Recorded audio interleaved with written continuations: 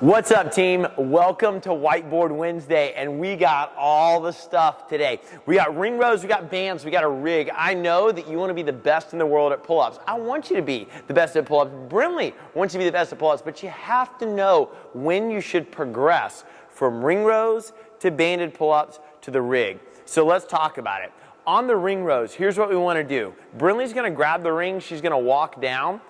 And you may start up higher, that's fine, but our goal is to walk down until the rings are just about under the rig. So Brinley would walk down a little bit more. We're going to go either, I don't care if it's an overhand grip or a neutral grip, but I do care about this, that your shoulders stay back. So look, Brinley's not going to sag down without the shoulders. We don't want that. She's going to stay up. And I do care that your shoulders and belly button are all in one line. And Brinley's going to row up and back down. All right. Once you can maintain this position, keep going, you want to be able to get 10. If you can get 10 in this low, straight position and you don't feel like you're swinging, you're probably good to advance to the bands. So that should be your marker. Once you advance to the bands, what we're going to look for is getting 5 really good banded pull-ups. So in the banded pull-up, as you get set up, there are 2 things that we're going to look for here. Thing number 1 is these shoulders do not need to sag down or depress, meaning that Brinley doesn't want to hang down so much that she feels like her shoulders are in her throat. That's not going to be effective. She actually wants to shrug up a little bit so she feels these muscles here.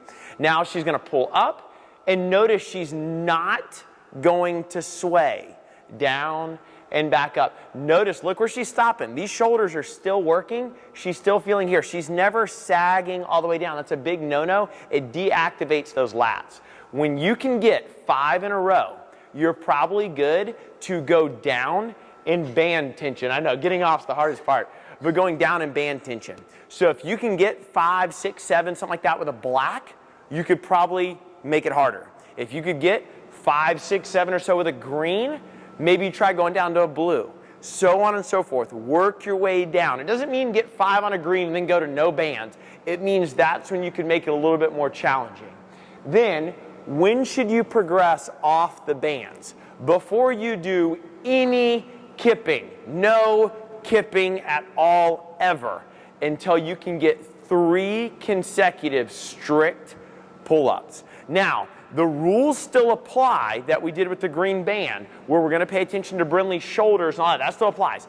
But when we're doing the strict pull-up, you need to pay attention to the elbows. If the elbows turn in, if the elbow starts going like towards Brinley's nose, she's going to get a lot of pain right here, and you're not really going to use your lats, you're only going to use your bicep. She wants the elbow coming out towards my face every time she pulls. When that elbow directs out, it's going to train the lats, the actual pull-up muscles. Let's see 3 really good pull-ups. 1, nice and smooth. 2, nice and smooth. Keep in mind, she's already done like 15, and done. Way to go. Awesome. When you can get 3 to 5 just like that, then you should ask your coach to start learning how to do kipping pull-ups. Don't jump to kipping pull-ups. You'll actually be weaker in the long term, but if you can go from 10 to stages of 5, and then 3 strict pull-ups, you'll be well on your way to kipping.